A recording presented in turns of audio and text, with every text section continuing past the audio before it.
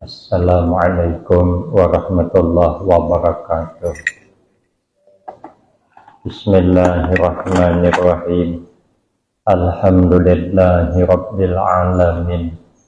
Wassalatu wassalamu ala asyrafil anbiya wal mursalin wa ala alihi wa ashabihi ajma'in. La hawla wala quwwata illa billahil aliyyil azim. Rabbi shrah li sadri wa yassir li amri wahlul 'uqdatam min lisani yafqahu qawli. Amma ba'du, fa aqulu wa 'alallahi tawakkuli. Ma'asyiral hadirin, jamaah yang mulia. Berkata oleh Imam Hasan Basri rahimahullahu ta'ala, wa huwa min akbarit tabi'in. Apa kata Imam Hasan Basri rahimahullahu ta'ala? Inna fasadal qulubi an sittati asya'a. Sesungguhnya rusaknya beberapa hati, rusaknya hati yaitu daripada sebab 5 macam perkara. Yang 5 macam inilah yang bisa merusak hati akibat daripada yang 6 macam ini. Awaluha, bermula awalnya itu 6. Yuznibuna biraja'it taubati, melakukan dosa oleh manusia. Biraja'it taubati, dengan mengharap-harap taubat. Dia melakukan dosa terus-menerus dengan harapan nanti Allah mengampuni. Memang mengharap itu tidak boleh putus, tapi tidak harus melakukan dosa. Cuman kalau melakukan mengharap daripada diterimanya taubat, itu jangan putus asa, sekalipun banyak kesalahan kita. Tapi tidak berarti harus melakukan dosa terus menerus, cukup mengharap ampunan Allah. Orang ini hendak masuk surga tapi tidak beramal. Tidak beramal, dia mengharap rahmat Allah saja. Itu membuat rusak hati. Mestinya berusaha menjalankan perintah Allah, menjauhi larangannya. Maka itu kata Tuan Syekh Abdul Qadir Al-Jilani radhiyallahu anhu, la budda likulli mu'min fi sa'iri ahwalihi min salasati asya. Tidak boleh tidak bagi tiap-tiap kita orang mukmin itu dalam keadaan bagaimanapun daripada yang 3 ini tidak boleh tidak. Pertama, amrun yamtasiluhu, perintah dijunjung tinggi. Yang kedua, wa nahyun yajtanibuhu, larangan ditinggalkan. Baru kita mengharap ampunan Allah, mengharap rahmat Allah. Setelah itu dilakukan, mestinya begitu. Karena dosa itu ibarat uap, hati itu ibarat cermin. Uap air yang mendidih itu dosa, hati cermin. Kalau cermin itu kena uap air yang mendidih, maka cermin itu akan berkeringat. Jadi kalau ada merebus air kah, di dalam kendi kan uapnya naik ke atas jebol tuh, yang menggurak tuh. Andai kaca cermin di atasnya tuh, karena uapnya, periksalah habis tuh kaca itu tertutup dengan uap tadi. Nah, berkeringat dia, kabus dia, dosa gitu. Kalau kita melakukan dosa belum diampuni Allah, ibarat uap air yang mendidih menimpa cermin, maka dia tidak bisa lagi menerima nasihat. Berat dia menerima nasihat, itu rusak hati. Maka itu kita berusaha membersihkannya dengan taubat kepada Allah Subhanahu wa Ta'ala, minta ampun, nanti uap itu akan terhapus sendiri. Kayak buih di lautan, buih bisa terhapus kalau tenang sudah airnya. Kalau gelombang, musim gelombang, angin utara, angin laut bertiup ke darat, lalu ombak beganal, putih laut, buih di laut banyak, tapi sangat mudah Allah nak menghilangkan buih. Tenang angin, nah, agak dipukul hujan, agak setengah jam, taduh, nah, ada lagi buih itu, ada lagi hilang seketika. Nah, kita begitu, karena dosa tadi ibarat uap, begitu kita lap dengan kain bersih, maka uap keringat yang di cermin itu hilang, maka kaca cermin bisa dipakai semula. Cuman kaca cermin itu katanya dalam kitab Ihya, kalau keluar sering kan uap air lama-lama berkarat juga. Nah, memang melakukan dosa minta ampun, lakukan dosa minta ampun, lama-lama ada karat yang tertinggal dalam hati. Akibat apa? Akibat melakukan kesalahan tadi. Wapi nuskhatin, dan pada satu nuskah, pada satu cetakan itu adalah yujnibuna biraja irrahmah, bukan biraja taubat. Dia melakukan dosa dengan mengharap rahmat pesalah, melakukan amal baru mengharap rahmat. Nah, kalau dia melakukan dosa mengharap taubat, tapi dalam satu citakan tetap mengharap rahmat, walaupun kada beramal, tapi dia tetap mengharap rahmat Allah Subhanahu wa Ta'ala. Memang kita juga tidak boleh putus asa mengharap rahmat Allah. Wa ya'lamunal ilma wa la ya'maluna. Nah, yang kedua penyebab hati rusak itu, dan beramal mereka. Siapa yang beramal? Mereka itu manusia beramal, tapi wala ya'maluna al-ilma wa ya'lamuna, dan berilmu mereka, salah, wa ya'lamuna, dan berilmu oleh mereka, mengetahui oleh mereka, al-ilma akan ilmu.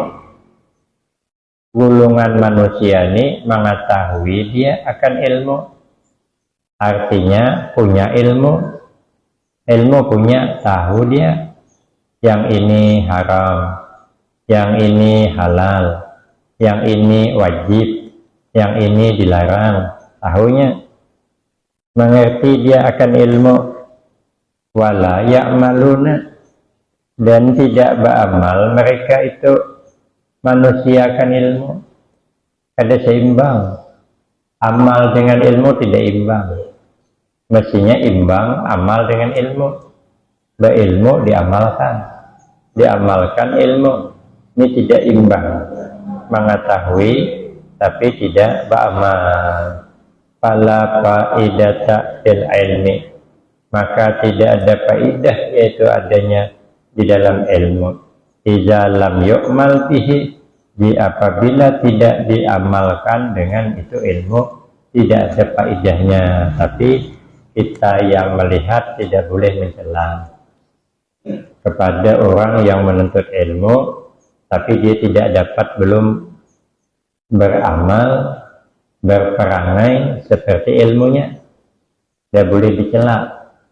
Kenapa? Karena ilmu itu nur, nurun, al-ilmu nurun, ilmu itu cahaya. Nanti barangkali bisa saja orang itu nanti berubah, sebab ilmu tadi, ilmu itu cahaya. Nah, jadi ilmu itu suatu saat bisa merubah orang yang memilikinya. Seketika bisa berubah. Paling tidak di akhir hayatnya bisa berubah karena cahaya ilmu tadi. Maka pentingnya kita menuntut ilmu sekalipun belum bisa tak amalkan. Sekalipun belum bisa tak amalkan. Tapi tetap kita menuntut, dan hanya saja buah ilmu itu yaitu beramal. Mohon kada beramal, ada berbuah ilmu. Ibarat pohon labat, rindang, subur, tapi buahnya ada dia. Nah, kalau diambil tabang orang, itu akasia. Akasia itu kalau kita pernah pergi ke tebing, berapa 6.000 hektar tuh akasia tuh. Tapi sepohon ada yang berbuah, maka tabangnya terus. Caranya nanam akasia tuh 2 tahun ditanam, karena akalnya buahnya rapon tuh, ada mangga, ada durian, mangga Indramayu ada, harum manis ada, doko ada, simbol itu tiwadak ada. Sepohon tuh aja kalau dipetik semobil L300 tuh penuh, ada di tabang orang pohon.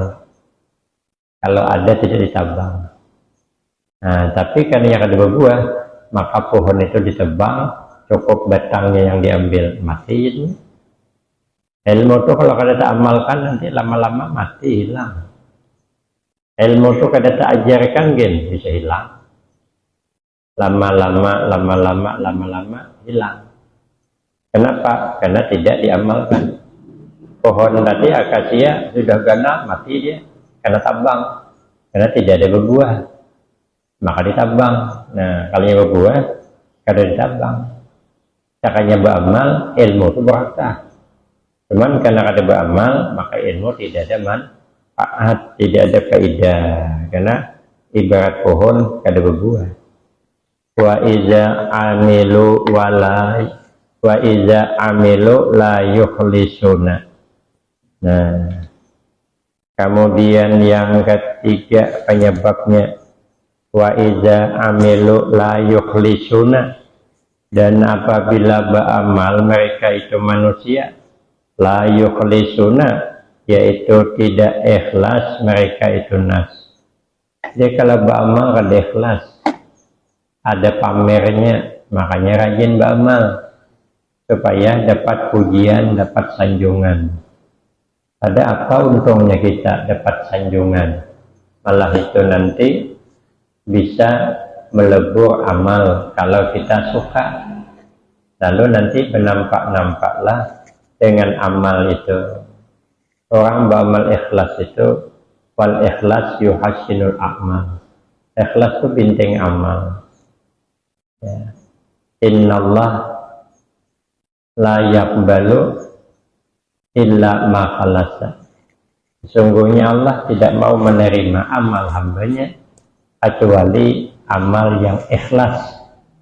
Kalau kada ikhlas, kada diterima. Kita ini baru dapat mengetahui ikhlas apa tidak kalau sudah ketemu ujiannya. Nah, kelihatan kita ini orang ikhlas kah kadakah? Kita ini ikhlas kah kadakah? Kalau sudah ketemu lulus, nah itu ikhlasnya. Kalau kada belum tahu lagi kita ini ikhlas apa kada. Itulah keundangan, jauh pulang ke, ya jauh, berhunda, menjam pulang ke Hunda. Tak sampai di undangan, ya orang melayani kita, ayah kada pati patuh, tuan rumah tuh banyak panganan sugi-sugi. Tulakan sibuk melayani sugih itu kan, awak ada di herongnya simbah kita datang bersalaman, apa kabar, katanya baik-baiklah, ya silahkan ambil nasi sudah, ambil nasi di kawaninya lagi. Ada tak jengkel di hati? Kalau ada jengkel di hati berarti belum lagi ikhlas menolaki undangan kawan tadi. Begitu pada dihormati orang, menyesal. Aku kata terus terang ya, kalau tahu kayak itu ada tulak aku, nah berarti kan ikhlas tulak tadi. Anak minta dihormati berarti, padahal mestinya ikhlas memenuhi undangan. Masalahnya menghormati apa kada atau belakangan lah. Nah sekalinya arwahnya pula nah satu tempat jauh juga, acara kebanyakan, sekalinya hidangannya nasi campur nangka sempil intalu sericih, nah bihun sedikit tambal nanas sesuduk banyak putih, maka jauh tulak. Nah ikhlas tidak kita, baru ketahuan ikhlas apa tidak kita ini dalam beramal. Kalau belum ketemu ujiannya, ialah ikhlaslah. Tapi kalau sudah ketemu, nah masih kita, berarti ikhlas. Wa iza lam yukhlis al-mar'u fil ibadati, dan apabila tidak mengikhlaskan oleh seseorang di dalam ibadah, lam yusaddiq fiha, maka tidak membenarkan yaitu orang pada itu ibadah. Fasidqu aslun wal ikhlasu far'un. Jadi bujur-bujur niat beramal, sudah bujur baru dapat ikhlas tadi. Dari awalnya kada bujur, kada dapat ikhlas. Tujuannya itu kada bujur, sebab ini sebab itu, maka tidak akan dapat tingkatan ikhlas. Ya, kalau ikhlas itu nah, ada dipisahkan tingkatan ikhlas. Orang tinggi dia beramal ikhlas kada mengharap apa-apa, jadi dia ini punya murid banyak, punya muridnya banyak. Di antara murid yang banyak itu ada yang berkeramat, punya ilmu kasyaf, nahunya ini bakal begini, nahu dikasih Allah tahu nahu dia. Pokoknya suatu saat dia melihat dalam kasyafnya gurunya yang mengajarinya tuh calon neraka, jalurnya ke neraka, ada ke surga. Saya pikir murid, besok aku akan mengaji lagi. Untuk apa kita berguru dengan guru nang calon ke neraka? Ada kalau memberi syafaat ke kita, ini aja masuk neraka. Akhirnya besok ada datang. Begitu besok ada datang, lalu gurunya nanya, mana kawan yang satu nih? Nya di rumah guru kada datang. Coba panggil gurunya ambil. Apa kada maka kada datang? Biasa istiqamah duduk di sini. Ambil macam-macam alasan. Ada hingkat guru berhalangan tadi pak. Ayo dia gue dipaksa. Beramian ikan paksa. Tarik bawa kasihan. Bawa kasihan. Sekarangnya diambil beramai-ramai aku naik. Bahwa hanya duduk. Apa je kiai itu? Aku je kiai 20 tahun yang lalu sudah tahu aku. 20 tahun yang lalu aku sudah tahu kalau aku ini jalurnya masuk neraka. Aku tahu di sini, tahu. Tapi aku ada mau berampih, beramal. Aku ada mau berampih majar. Aku terus karena aku beribadah ini, majar ini karena mengharap ridha Allah. Ada juga mengharap surga. Ada mengharap takut dari neraka, ada. Aku beramal karena mengabdikan diri kepada Allah. Karena nikmat yang Allah beri kepada aku banyak deh. Jadi aku mengabdikan dirilah selama hidup ini kepada Allah. Aku kada mengharap apa-apa. Aku kada minta apa-apa. Makanya aku terus beramal. 20 tahun yang lalu tahu deh. Bakal kada surga itu tahu. Tapi aku kada pernah putus dalam beramal. Ranai muridnya rupanya sama berilmu kasab, gurunya tahu, muridnya tahu. Akhirnya besok pendahuluan muridnya datang. duduk paling hadapan. Rupanya dia melihat dalam kasabnya gurunya tuh dipindah, takdir dipindah, calon surga. Kenapa? Karena ikhlasnya. Nah, tahu kata beliau, baru semalam tahu kalau aku nih calon neraka. Sudah kan enak belajar, berarti kau ini kada ikhlas. Orang ikhlas belajar itu ada usah memikirkan itu.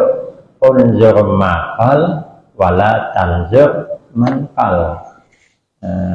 Pandang isi cakap, jangan mandang orangnya. Jangan mandang orang yang bercakap. Orang ikhlas begitu. Kalau dapat ilmu, ilmu itu barang temuan. Kalau dapat ilmu dari mulut siapa saja, kalau itu ilmu kita ketemu, ambil. Dari mulut siapakah? Nah, tapi ilmu ambil. Ya, di manakah tulisannya? Tangan siapakah menulis? Tapi kalau ilmu ambil, yang saya bilang dah, tulisan di belakang mobil truk. Nah, sebenarnya biaya hidup ini murah. Yang membuat mahal itu karena gengsi, menurutkan keinginan. Ilmu tuh ambil.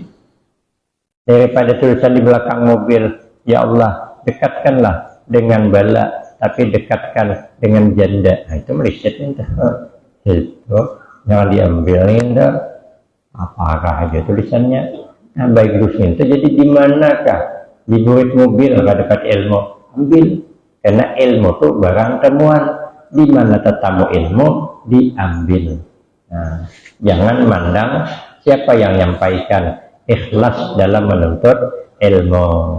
Kalau tidak, timbang ada ikhlas nanti. Kalau ada ikhlas, nah makanya jalur husnul khatimah itu adalah ba'amal ikhlas. Wa min du'ail imami Ahmad, dan daripada doanya Imam Ahmad bin Hambal. Imam Ahmad bin Hambal pernah berdoa radhiyallahu anhu. Apa kata Imam Ahmad bin Hambal? Ya dalilal hiyara, hai zat yang menunjuki kepada orang-orang yang bingung.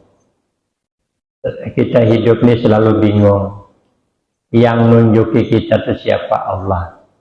Maka mintalah petunjuk kepada Allah. Karena Allah dalilul hiyar. Dalilul hiyar. Zat yang menunjuki orang-orang bingung. Apa yang minta ditunjuki oleh Imam Ahmad bin Hambal? Dullani ala tariqis shadiqin waj'alni min ibadikal mukhlisin. Ada guru membaca mukhlasin, dijadikan Allah, diikhlaskan.